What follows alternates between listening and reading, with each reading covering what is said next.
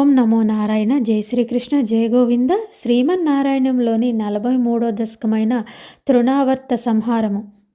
త్వామేకదా గురుమరుత్పురనాథవోఢుం గాఢాధిరూఢగరిమాణమపారయంతి మాతా నిధాయ శయనే కిమిదం బతేతి ధ్యాయంత్యచేష్టత గృహేషు నివిష్టశంకా తావద్విదూరముపకర్ణిత ఘోరఘోషా వ్యాజృంభిపాంసు పటలి పరిపూరితాశః వాత్యావపుస్స కిల దైత్యవరస్తృణావర్తాఖ్యో జహార జనమానసహారిణిం త్వాం ఉద్దామపాంసు తిమిరాహత దృష్టిపాతే ద్రష్టుం కిమప్యకుశలే పశుపాలలోకే హా బాలకస్య కిమితి త్వదుపాంతమాప్తా మాతా భవంతమవిలోక్య భృశం రురోద తావత్సదానవవరోపి చ దీనమూర్తిః భావత్కభారపరిధారణలోన వేగః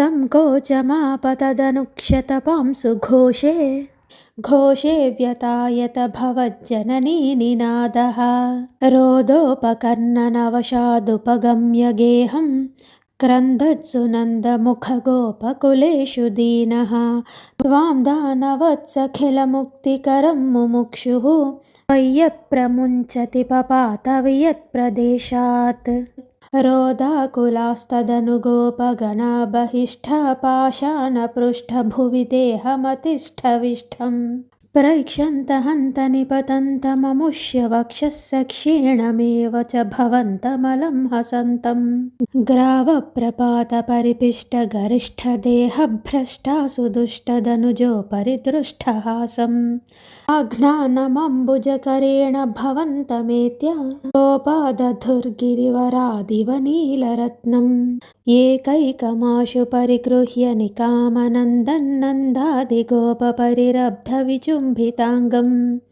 ఆదాతు కామపరిశంకిత గోపనారే హస్తాంబుజప్రవితతం ప్రణుమో భవంతం భూయోపి కిన్ను కృణుమః ప్రణతార్తిహారీ గోవింద ఏవ పరిపాలయతాత్సుతం నః ఇత్యాది మాతరపితృప్రముఖైస్తదానీం సంప్రార్థితస్త్వదవనాయ విభో త్వమేవ వాతాత్మకం దనుజమేవ మయిం పృథూన్వన్ వత్సోద్భవాన్ మమ గదాన్ కిమునోద్ధునోషి కిం వా కరోమి పునరప్యనిలాలయేష నిశ్శేషరోగశమనం ముహురర్ధయే త్వాం.